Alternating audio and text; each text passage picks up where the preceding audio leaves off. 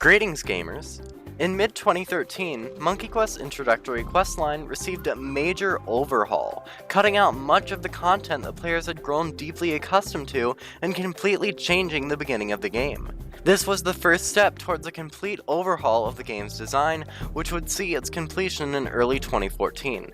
Many players hated this update, due to its oversimplification of once diverse systems and dumbing down of the once explorative parts of the early game. Why exactly this overhaul occurred is a topic for another video, but in today's video I want to explore the question of if it's possible to fix or save this story, and make it something truly entertaining. So, today, we will be looking through the introductory questline of 2013 and 2014 and reworking it from the ground up. Let's first take a look at the broad story beats of the 2014 update. The player arrives in Clock Tower Square, where they are shown around to the shops and tribe leaders. The player is sent to Nugo Village to fend off an attack from Raknok the Giant Spider. The player goes from Nugo Village to the Forgotten Temple to further fight Raknok. The player goes to the Floating Isles, where they rescue some of Mayor Bumby's scouts. The player goes to Blimp Ridge, where they help a monkey named Zip and then begin making boots to traverse Raknok's lair. And finally, the player enters Raknok's lair, where they craft the boots, free some scouts, and fight Raknok. The key issue with this plotline is power crawl. Firstly, the player is immediately accepted into Clock Tower Square, despite being a newcomer. Secondly, the player is sent to fight a literal Shadow General, Raknok, and they win. There is nothing threatening about our antagonist, Raknok. The player has no reason to think he is a threat, especially with how weak his spiderling minions are. And finally, the issue of power crawl is especially pertinent when the player character is thrown into Raknok's lair with little build-up behind it without even having them craft the proper gear and go through the hero's journey beforehand. Overall, the player has not earned their place in Crossroads. After the tutorial is finished, there is no sense of accomplishment. In our rewrite, we need to accomplish 3 main goals. 1. Give the player a sense of progression. 2. Give the player a reason to want to fight Raknok. And 3. Give the player a firm place in Crossroads society. To approach this issue, we're going to take on a certain lens of textual criticism. Textual criticism is essentially a framework used by writers to view a story when they're too lazy to come up with actual morals and narratives. Some famous examples of textual criticism include Marxist criticism, which is often applied to works in order to show how class divide drives conflict or how monetary wealth can be abused in various ways. Another example is feminist criticism, which is, in theory, applied to works in a way that discusses the divide between complementarian and egalitarian ideologies, and, in practice, is applied to literally everything that breathes. For approaching the topic of the intro story of the game, we too will be using a textual lens because I can't be bothered to think of an actual creative moral. We will be using post-colonial textual criticism. Post-colonial criticism became popular after the imperialism of the 20th century. Authoritarian governments were making a mad dash for power in a race to see who could successfully butcher Africa's economy the fastest, leaving many towns and cities invaded by an often antagonistic opposing culture. This idea bled into literature, bringing up issues of how different cultures interact and the ways imperialism affects society. We can, surprisingly, apply this to our new Monkey Quest story. For this reason, we're going to make the player a resident of Nugo Village, with Raknok being the invading force. If we set up the player as a resident of monkey culture, not only do they already have an established role, but we can view Raknok as taking something that is of true value. Let's start with the first 2 events, the arrival at Crossroads and the trip to Nugo Village.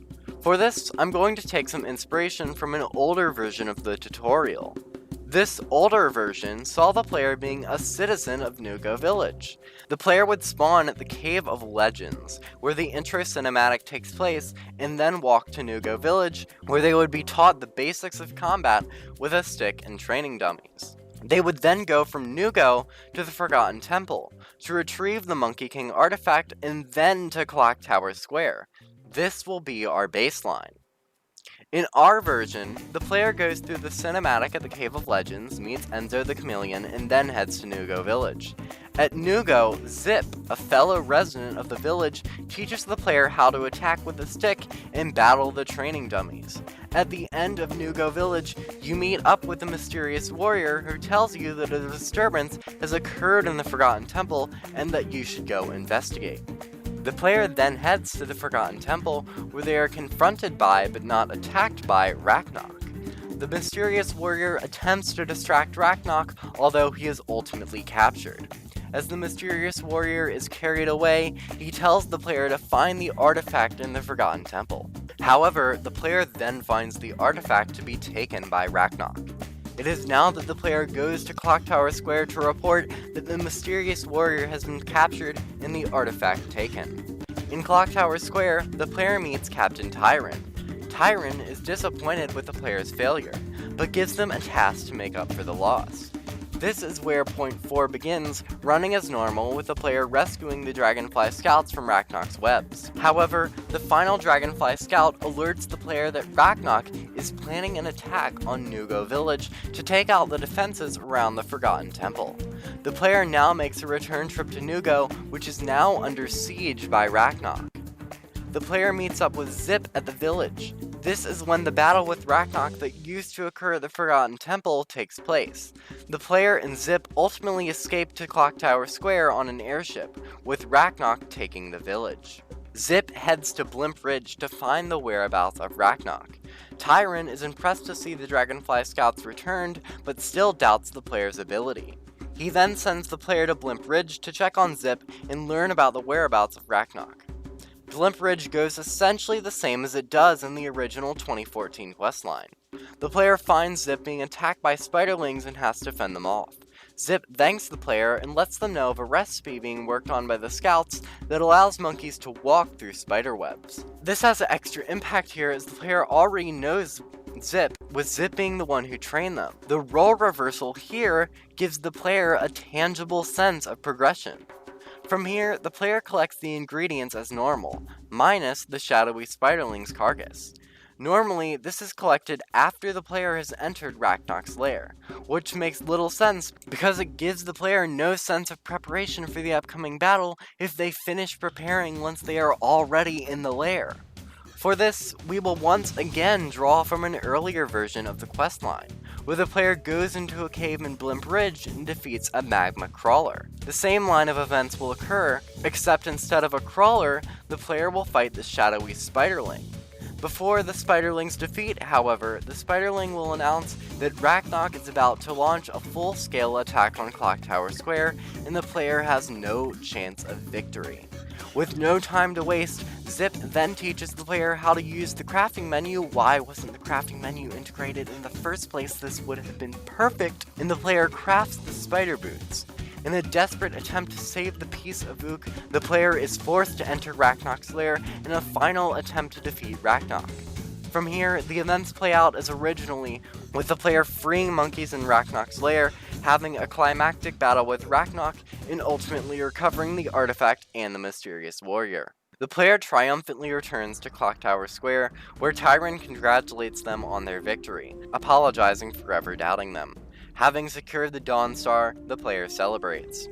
Let's look at our 3 original goals. The player is given a sense of progression through both the role reversal with Zip and the relationship with Captain Tyron. The player actually has a reason to hate Raknok, with Raknok actively destroying Nugo Village and presenting a major threat to Crossroads. And finally, this establishes the player's place in monkey society, giving them a reason to be trusted in Crossroads and a way for an outsider to integrate into the tribe system, which takes up the majority of the mid-game. This also satisfies our post-colonial critic, cementing Crossroads in monkey culture as something to be defended, and Raknok plus all of Shadow is the opposing imperialist force. Overall, this new version of the story both accomplishes the goal of making Raknok a force to be reckoned with and Crossroads an idea worth defending, providing a more motivating and captivating narrative than what was previously used. I hope you enjoyed this video and look into the lore of Monkey Quest. As always, subscribe for more fanfiction, and if you have any ideas for other videos I can make in the future, feel free to leave them in the comments below. Thanks for watching and have a wonderful day.